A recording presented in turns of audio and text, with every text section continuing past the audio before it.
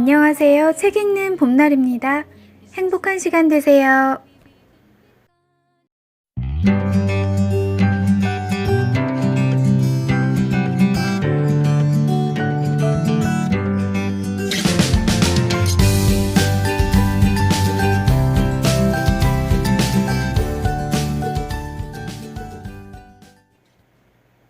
위대한 마법사 오즈 1.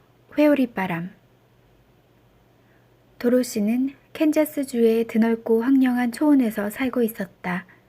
도로시의 가족이라고는 농사를 짓는 헨리 아저씨와 엠 아주머니 뿐이었다.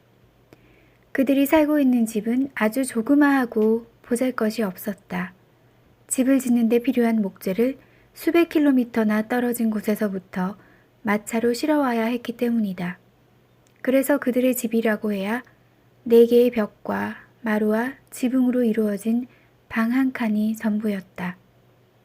방에는 녹슬고 낡은 요리용 화덕과 접시를 놓는 선반, 나무로 만든 식탁, 서너 개의 삐걱거리는 의자와 2개의 침대가 놓여 있었다.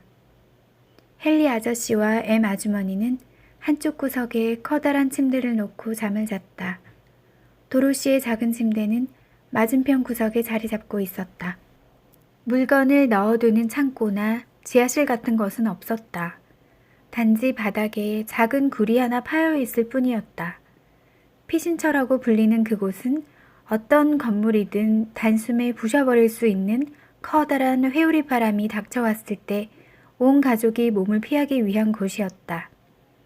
마룻바닥에 나 있는 뚜껑문을 열고 사다리를 타고 내려가면 어둡고 작은 굴 속으로 들어갈 수 있도록 되어 있었다. 도로시는 문가에 서서 사방을 둘러보았다. 어디를 보나 황량한 초원만이 드넓게 펼쳐져 있었다. 사정없이 내리쬐는 뜨거운 햇살 때문에 회색 먼지가 풀풀 나는 밭은 거북이 등처럼 쫙쫙 갈라져 가고 있었다. 풀조차도 더 이상 초록색을 띠고 있지 않았다. 강렬한 태양에 시들어버린 긴 나뭇잎들이 주위의 다른 모든 것들과 마찬가지로 회색으로 변해버린 것이다. 한때는 하얀색이었던 도로시의 집도 햇빛과 비바람에 칠이 모두 벗겨져 이제는 뿌연 회색이 되었다. 엠 아주머니가 처음 이곳으로 이주해 왔을 때에는 젊고 활기 넘치는 예쁜 새색시였다. 하지만 무자비한 태양과 바람은 아주머니의 모습까지 바꾸어 놓았다. 별처럼 반짝이던 눈빛은 사라지고 우울한 회색 눈동자만이 남았다. 발그레한 빛이 감돌던 통통한 두 뺨과 입술도 회색으로 변했다. 이제 볼품없이 바싹 마른 아주머니의 얼굴에는 결코 미소가 떠오르는 법이 없었다. 부모님을 모두 잃고 고아가 된 도로시가 처음 이곳으로 왔을 때 엠 아주머니는 어린아이의 쾌활한 웃음소리를 듣고 기절할 듯 놀랐다. 그 후로 한동안 도로시의 크고 명랑한 목소리를 들을 때마다 아주머니는 비명을 지르며 두 손을 가슴에 얹곤 했다. 지금도 아주머니는 무엇을 보든지 소리 높여 웃음을 터뜨리는 이 어린 소녀를 경이로운 눈빛으로 바라보곤 했다. 헨리 아저씨도 웃지 않기는 마찬가지였다. 그는 이른 아침부터 늦은 밤까지 열심히 일만 할 뿐 즐거움이 무엇인지 알지 못했다. 헨리 아저씨는 긴 수염에서부터 낡은 가죽 장화에 이르기까지 온통 회색빛이었다. 도로시와 함께 웃고 즐겁게 놀아주는 것은 오직 토토 하나뿐이었다. 토토 덕분에 도로시는 주위의 다른 것들처럼 칙칙한 회색빛으로 변하지 않을 수가 있었다. 토토는 비단실처럼 길고 부드러운 털과 축축하고 우습게 생긴 코와 장난스럽게 깜빡이는 까만 눈동자를 가진 검은색 강아지였다. 토토는 하루 종일 쉴 새 없이 뛰어다녔고 도로시는 그 뒤를 쫓아다니며 즐겁게 놀았다. 도로시는 토토를 무척 사랑했다. 하지만 오늘은 토토도 도로시도 뛰어놀 생각을 하지 않았다. 헨리 아저씨는 현관 계단 위에 주저앉아 몹시 걱정스러운 얼굴로 하늘을 바라보고 있었다. 잔뜩 찌푸린 하늘은 보통 때보다 훨씬 더 어두운 회색빛을 띠고 있었다. 토토를 품에 안은 도로시도 현관 앞에 서서 하늘을 바라보았다. 엠 아주머니는 아무 말도 없이 접시를 씻고 있었다. 저 멀리 북쪽에서부터 나지막이 으르렁거리는 세찬 바람소리가 들려오고 있었다. 헨리 아저씨와 도로시는 키가 큰 풀들이 다가오는 폭풍을 예고하면서 바람에 일렁이는 모습을 보았다. 이제는 남쪽에서도 날카롭게 울부짖는 바람소리가 들려오기 시작했다. 두 사람이 고개를 돌리자 남쪽 방향의 풀들도 잔잔한 파도를 일으키며 흔들리는 모습을 볼 수 있었다. 회오리 바람이 다가오고 있어, 엠! 아저씨가 아내에게 소리쳤다. 나는 가축들을 살펴보고 오겠소. 아저씨는 소와 말들이 있는 우리를 향해 황급히 달려갔다. 엠 아주머니는 하던 일을 모두 내팽개치고 서둘러 문 쪽으로 다가왔다. 밖을 한번 슬쩍 내다본 아주머니는 엄청난 위험이 다가오고 있음을 곧 알아차릴 수 있었다. 서둘러라, 도로시! 아주머니는 비명을 지르듯이 도로시를 불렀다. 당장 굴로 내려가거라! 깜짝 놀란 토토는 도로시의 팔에서 벗어나 침대 밑에 숨었다. 도로시는 토토를 잡으려고 뒤를 쫓아갔다.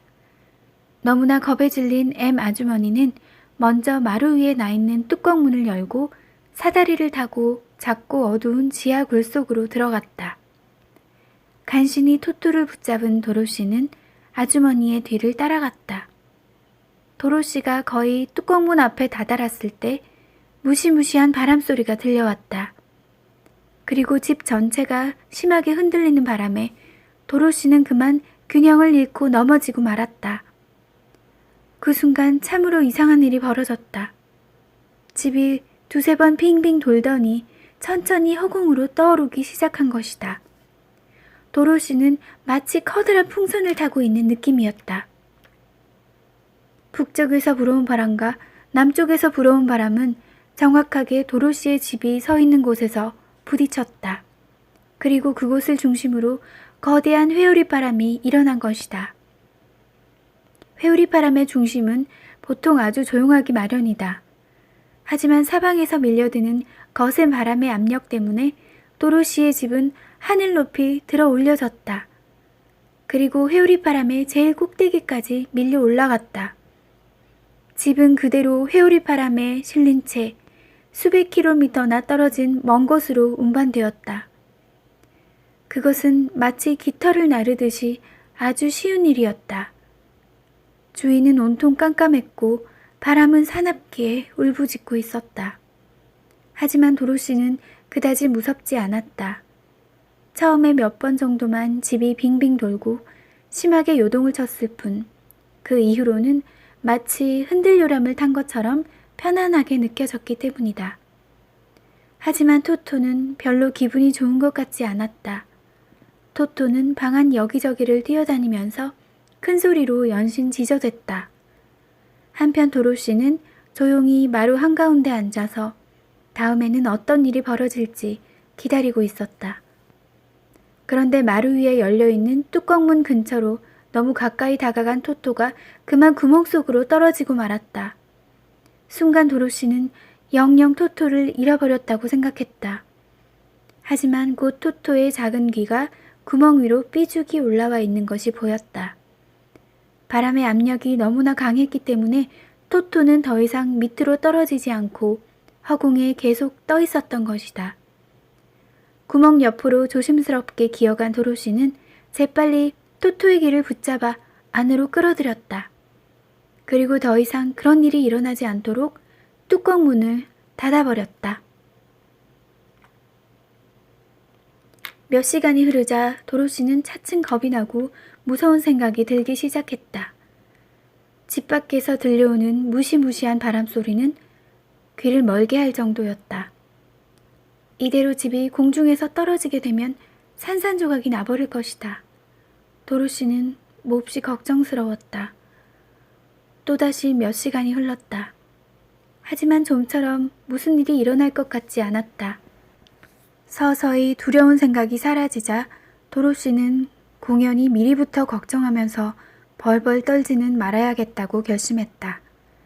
도로시는 흔들리는 마루 위를 기어서 침대로 갔다. 도로시가 침대에 눕자 토토도 따라와서 옆에 누웠다. 여전히 집은 흔들거리고 바람은 사납게 울부짖고 있었다. 하지만 도로시는 스르르 눈을 감고 깊은 잠 속으로 빠져들었다.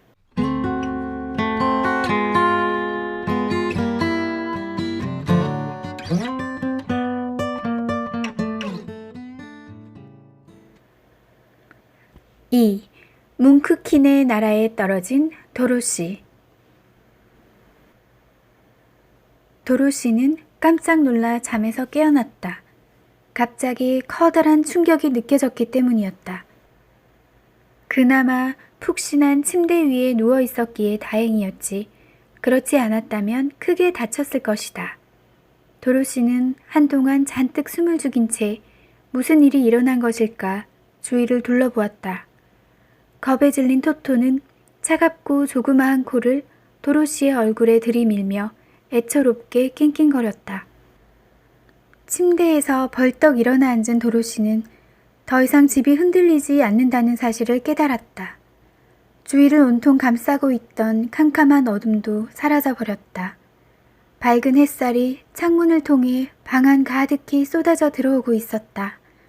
도로시는 토토를 가슴에 안고 침대에서 펄쩍 뛰어내렸다. 그리고 재빨리 달려가 문을 활짝 열어젖혔다. 순간 도로시는 놀라움으로 탄성을 질렀다. 주위를 둘러보던 도로시의 두 눈은 점점 더 휘둥그레졌다. 참으로 믿을 수 없는 광경이 눈앞에 펼쳐졌다. 회오리 바람은 도로시가 타고 있던 집을 신비롭고 아름다운 곳에 살짝 떨어뜨려 놓았다. 땅 위에는 온통 싱싱한 초록색 잔디가 뒤덮여 있었고 울창한 나무들에는 크고 먹음직스러운 과일들이 주렁주렁 달려 있었다. 어디를 둘러보나 온갖 빛깔의 화려한 꽃들이 무리를 지어 피고 있고 빛나는 깃털을 가진 희귀한 새들이 나무에서 즐겁게 지저귀고 있었다. 조금 떨어진 곳에는 시냇물이 초록색 풀로 뒤덮인 둑 사이로 반짝이며 흘러가고 있었다. 메마르고 황량한 초원지대에서 자라난 어린 소녀의 귀에 졸졸 흐르는 시냇물 소리는 참으로 듣기 좋았다. 한동안 이 신기하고 아름다운 광경을 멍하니 바라보고 서 있던 도로시는 지금까지 한 번도 보지 못한 이상한 차림의 사람들이 다가오는 것을 발견했다. 그들은 도로시가 늘 보아왔던 어른들처럼 그렇게 키가 크지 않았다.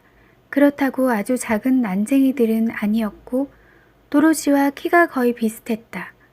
도로시는 그 나이 또래의 아이들 중에서는 꽤 큰 편이었다. 하지만 그 작은 사람들의 얼굴 생긴 것을 보면 나이는 상당히 많은 것 같았다. 그들은 남자 3사람과 여자 1명이었는데 모두 이상한 옷을 입고 있었다. 그들은 가운데가 뾰족하게 올라가고 가장자리에는 방울이 달린 둥근 모자를 쓰고 있었다. 그 때문에 그들이 움직일 때마다 딸랑거리는 맑은 종소리가 울려 퍼졌다. 남자들이 쓰고 있는 모자는 파란색이었고 여자가 쓴 모자는 하얀색이었다. 여자는 어깨에서부터 바닥까지 길게 늘어지는 하얀 망토를 입고 있었는데 망토에는 다이아몬드처럼 눈부시게 반짝거리는 작은 별들이 총총히 박혀 있었다. 남자들은 모자와 똑같은 색깔의 파란색 옷을 입고 있었고 윤희나게 잘 닦인 가죽 장화를 신고 있었다. 도로시는 그 남자들이 헨리 아저씨와 비슷한 나이일 것이라고 생각했다. 왜냐하면 그 중에 2사람이 긴 수염을 기르고 있었기 때문이었다. 그 중에서도 키가 작은 여자는 훨씬 더 나이가 많은 것 같았다. 주먹만한 여자의 얼굴은 온통 쪼글쪼글하게 주름이 져 있었고 머리카락은 거의 100발에 가까웠다. 게다가 걸음걸이도 조금 불편해 보였다. 도로시가 서 있는 집에 가까워지자 그들은 걸음을 멈추고 자기들끼리 속삭였다. 마치 더 이상 가까이 오는 것을 두려워하는 것 같았다. 잠시 후에 자그마한 할머니가 도로시를 향해 천천히 걸어오더니 상냥한 목소리로 인사를 했다. 뭉크킨들의 나라에 오신 것을 환영합니다. 세상에서 가장 위대한 마법사님. 동쪽 나라의 나쁜 마녀를 없애고 뭉크킨들을 구해주셔서 정말 감사합니다.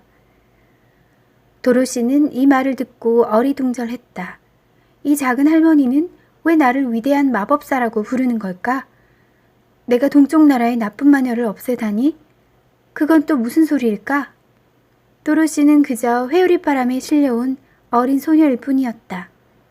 게다가 지금까지 벌레 한 마리도 죽여본 적이 없었다. 하지만 그 할머니는 도로시로부터 뭔가 대답이 떨어지기만을 기다리고 있었다. 마침내 도로시는 몹시 주저하면서 입을 열지 않을 수 없었다. 무척 친절하시군요. 하지만 뭔가 잘못 알고 계신 것 같아요. 저는 아무도 죽이지 않았는데요. 물론 알고 있어요. 나쁜 마녀를 죽인 건 아가씨가 아니라 아가씨가 타고 온 집이야. 작은 할머니가 깔깔 웃으며 대답했다. 어쨌든 결과는 마찬가지라오. 봐요. 할머니가 집의 한쪽 귀퉁이를 손가락으로 가리켰다. 저기 나쁜 마녀의 두 발이 널빤지 아래로 삐죽이 나와 있잖아. 문득 아래를 내려다본 도로시는 깜짝 놀라 비명을 질렀다. 집 밑에 정말로 두 개의 발이 삐죽이 나와 있었다. 그 발에는 끝이 뾰족하게 생긴 은구두가 심겨져 있었다. 어머나 세상에! 이를 어쩌나? 도로시는 두 손을 꼭 잡고 발을 동동 구르며 소리쳤다. 우리 집 밑에 깔려버렸네. 이제 어떻게 하죠? 어떻게 하면 좋아요? 하긴 뭘 어떻게 해. 그냥 내버려두면 되는 거지. 할머니가 태연한 목소리로 대답했다. 도대체 저 사람은 누구죠? 도로시가 물었다. 저 여자는 동쪽 나라의 나쁜 마녀야. 작은 할머니는 도로시에게 설명을 해주었다. 몇 년 동안이나 뭉크킨들을 다스리면서 밤낮으로 노예처럼 부려먹었다오. 이제야 뭉크킨들은 마녀의 손에서 벗어나게 된 거지. 그래서 아가씨에게 감사하고 있는 거야. 뭉크킨이 누구죠? 도로시는 무척 궁금했다. 바로 이곳 동쪽 나라에 살고 있는 사람들이지. 나쁜 마녀의 지배를 받고 있었거든. 그럼 할머니가 뭉크킨인가요? 도로시가 눈을 동그랗게 뜨며 물었다. 아니야, 나는 북쪽 나라에 살고 있어. 하지만 이곳 사람들의 친구이기도 하지. 동쪽 나라의 마녀가 죽는 것을 보자마자 뭉크킨들은 재빨리 나에게 전가를 보냈다오. 그래서 내가 당장 찾아온 거지. 나는 북쪽 나라의 마녀거든.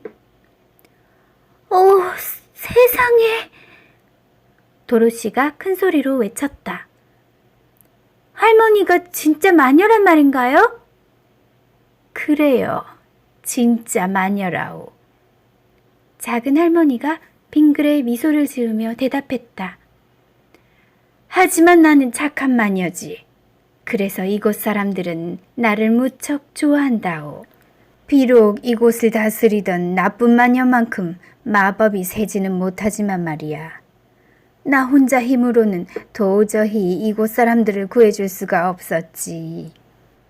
전 지금까지 마녀들은 모두 나쁜 마녀들 뿐인 줄 알았어요.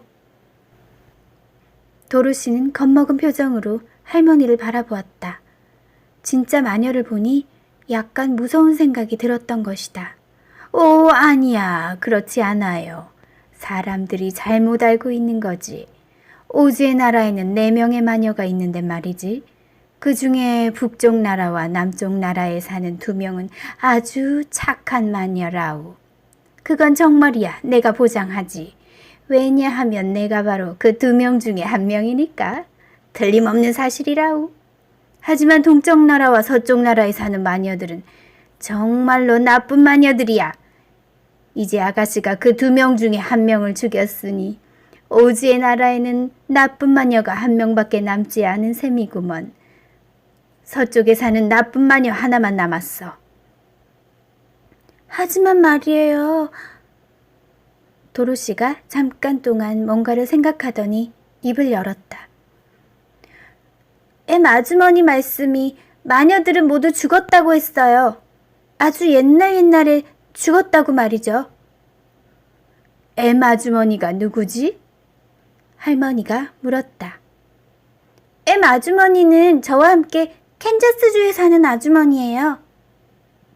착한 마녀는 고개를 숙이고 눈을 내리깐 채 곰곰이 생각에 잠겼다. 그러더니 다시 고개를 들고 말했다.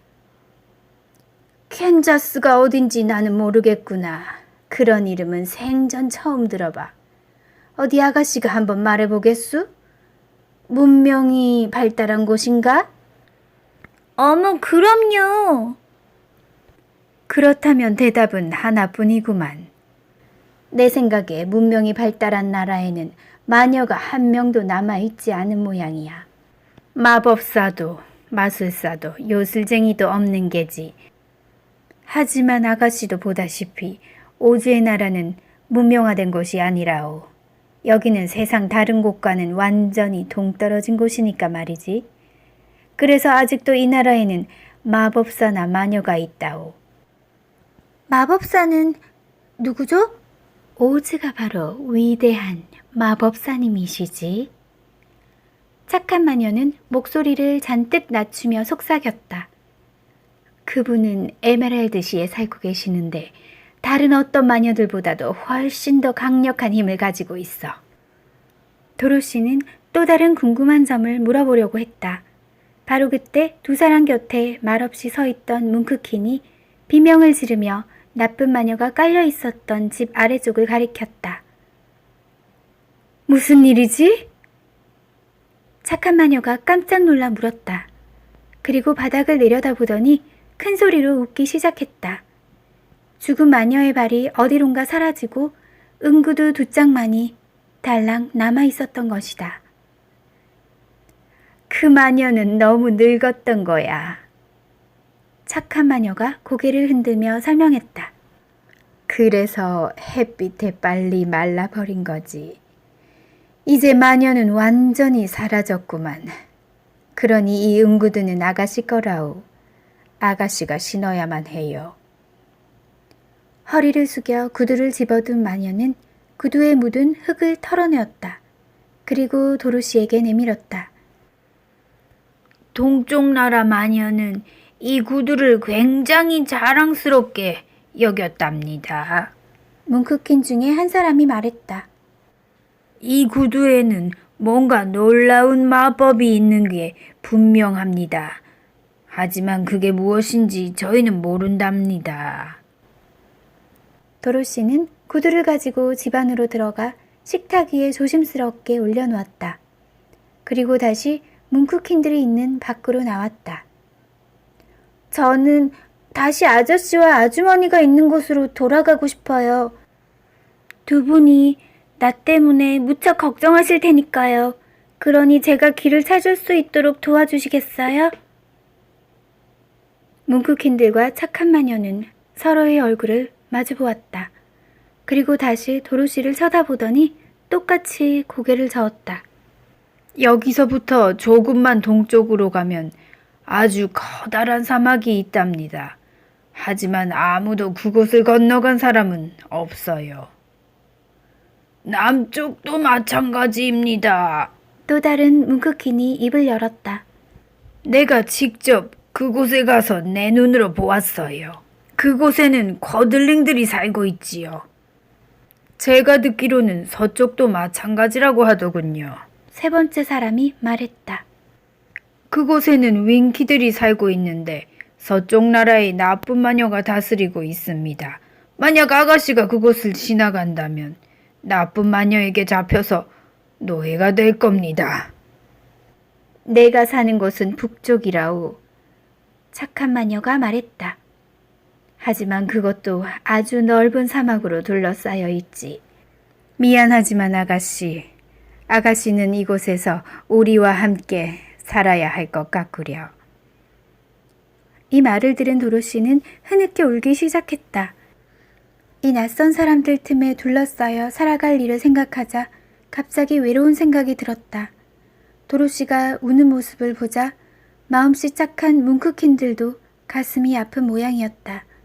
당장 호주머니에서 손수건을 꺼내들더니 함께 울기 시작했다. 한편 착한 마녀는 모자를 벗어들고 자신의 코끝에 올려놓았다.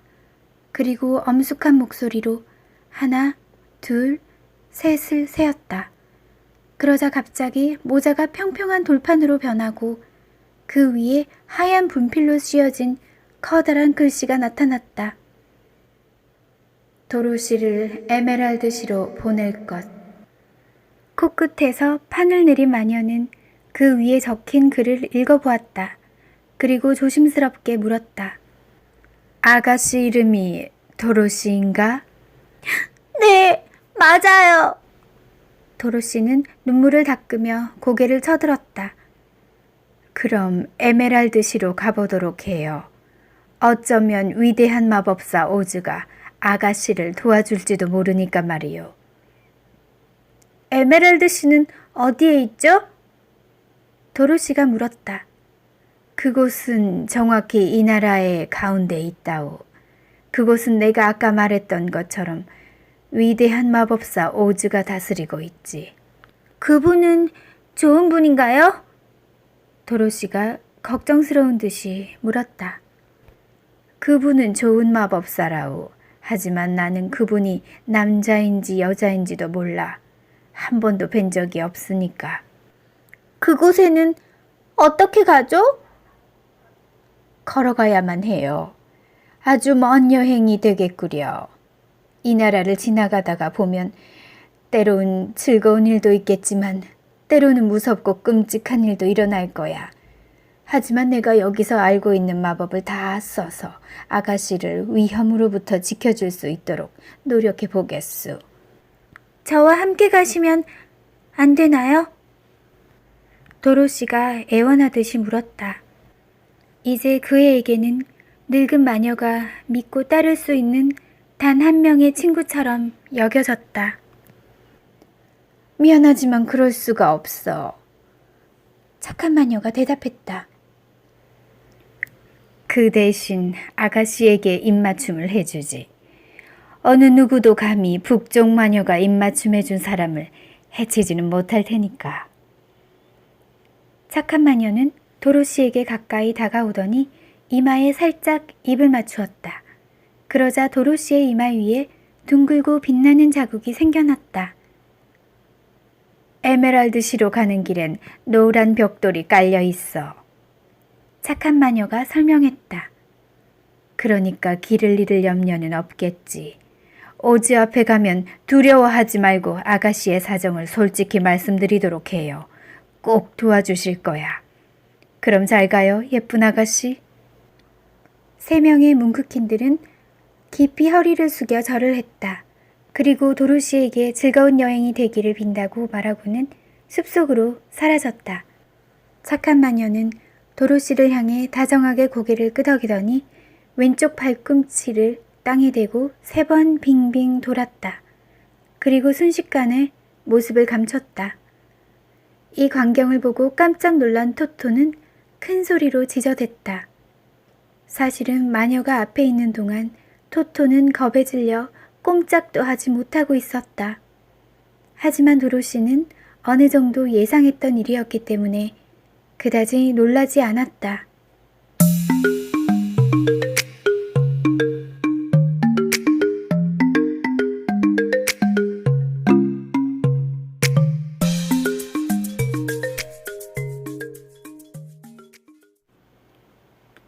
(3) 이상한 허수아비. 혼자 남은 도로시는 갑자기 배가 고프다는 생각이 들었다. 선반으로 달려가 빵을 꺼낸 도로시는 버터를 발라 먹었다. 토토에게도 빵을 조금 떼어준 다음 양철컵을 들고서 맑은 물이 흐르는 작은 시냇가로 내려갔다. 그리고 햇살을 받아 수정처럼 반짝거리는 물을 가득 담았다. 그동안 토토는 나무 위로 펄쩍펄쩍 뛰어오르며 가지에 앉아있는 새들을 향해 신나게 지저대고 있었다. 토토를 잡으려고 가까이 다가간 도로시는 너무나 맛있게 보이는 탐스러운 과일이 나지막한 가지 위에 주렁주렁 매달려 있는 것을 발견했다. 도로시의 손으로도 충분히 딸 수 있을 만한 높이였다. 훌륭한 아침 식사가 될 것 같았다. 집으로 돌아온 도로시는 토토와 함께 빵과 과일을 배불리 먹었다. 그리고 맑고 시원한 물을 마음껏 마시고서 에메랄드시로 여행을 떠날 준비를 했다. 도로시에게는 갈아입을 수 있는 여벌의 옷이 단 하나밖에 없었다. 하지만 다행히도 그 옷은 깨끗이 세탁되어 침대 옆에 있는 옷걸이에 걸려 있었다. 그것은 하얀색과 파란색의 줄무늬가 들어간 무명옷이었다.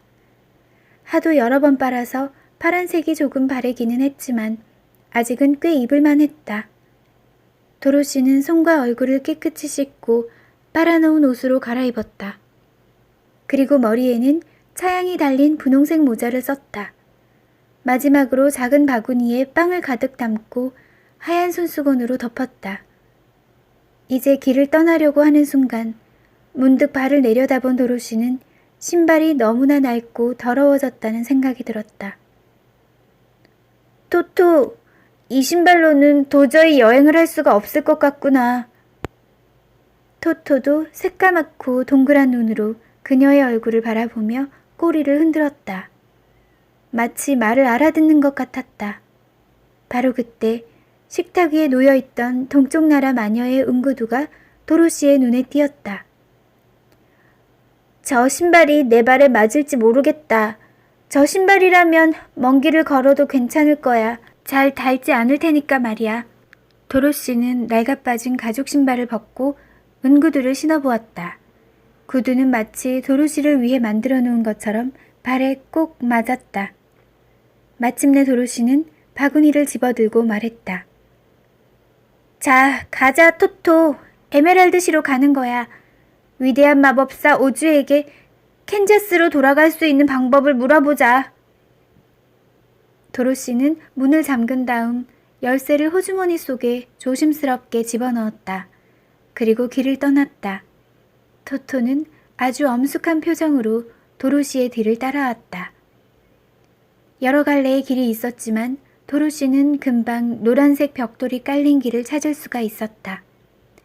도로시는 에메랄드시를 향해 씩씩하게 걸어가기 시작했다. 그녀의 응구두가 단단한 노란색 벽돌에 부딪히며 경쾌한 소리를 냈다. 태양은 눈부시게 빛나고 새들은 명랑하게 쥐저기고 있었다. 비록 어느 날 갑자기 회오리 바람에 실려 머나먼 낯선 땅에 홀로 떨어지기는 했지만 도로시는 여러분이 생각하는 것처럼 그렇게 외롭거나 슬프지 않았다. 길을 따라 걸으며 도로시는 주위의 아름다운 풍경에 놀라지 않을 수 없었다. 길 양쪽으로는 밝은 파란색으로 칠해진 나지막한 담장이 서 있었고 담장 너머에는 온갖 곡식들과 야채들이 풍요롭게 자라고 있는 들판이 끝없이 펼쳐져 있었다. 뭉크킨들은 농작물을 키우는데 특별한 재능을 지닌 훌륭한 농부들인 것이 분명했다. 가끔씩 집이 나타나기도 했다. 도로시가 그 앞을 지나갈 때마다 사람들은 재빨리 달려나와 그녀를 향해 공손하게 절을 했다. 도로시가 나쁜 마녀를 죽이고 그들을 노예 생활에서 벗어나게 해주었다는 소문이 벌써 온 사방에 퍼졌기 때문이었다. 뭉크킨들의 집은 조금 이상한 모양이었는데 사방이 둥글고 위에는 둥근 지붕이 씌어져 있었다. 그리고 한결같이 파란색으로 칠해져 있었다. 이곳 동쪽 나라에서는 파란색이 가장 좋아하는 색깔이었다. 저녁이 가까워오자 줄곧 길을 걸어온 도로시는 몹시 피곤해졌다. 그리고 차츰 어디에서 밤을 보내야 할지 걱정스러운 생각이 들었다. 결국 도로시는 다른 집보다도 조금 더 커다란 어떤 집으로 들어갔다. 집 앞에는 푸른 잔디가 넓게 깔린 마당이 있었는데 수많은 뭉크킨 여자와 남자들이 춤을 추고 있었다. 5명의 자그마한 바이올린 연주자들이 신나게 음악을 연주하고 있었고 사람들은 유쾌한 웃음을 터뜨리며 큰 소리로 노래를 부르기도 했다.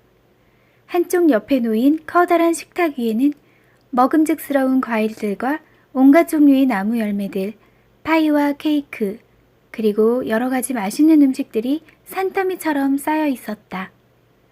뭉크킨들은 도로시를 반갑게 맞아들였다. 그리고 함께 저녁 식사를 하고 하룻밤 묵어가라고 청했다. 이 집은 이 나라 안에서도 가장 부유한 뭉크킨의 집이었다. 지금은 나쁜 마녀의 손에서 벗어난 것을 축하하기 위해 친구들이 모두 모여 흥겨운 잔치를 벌이고 있었던 것이다.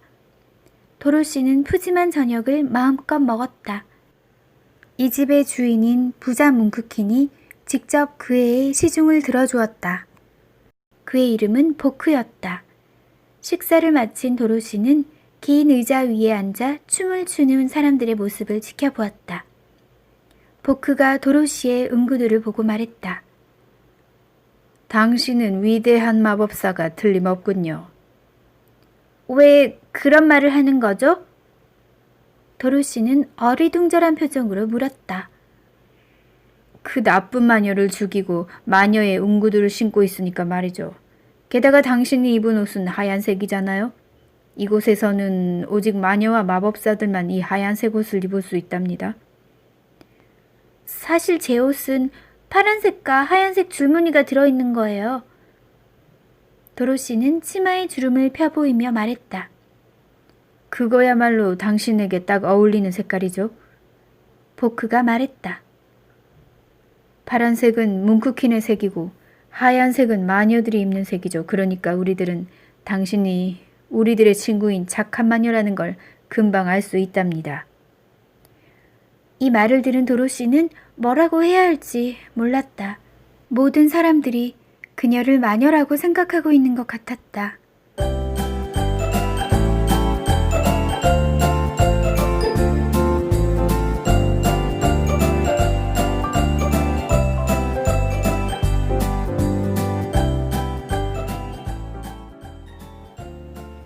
문학세계사에서 출간된 오즈의 마법사 시리즈 중에서 위대한 마법사 오즈 처음 부분 낭독해보았습니다.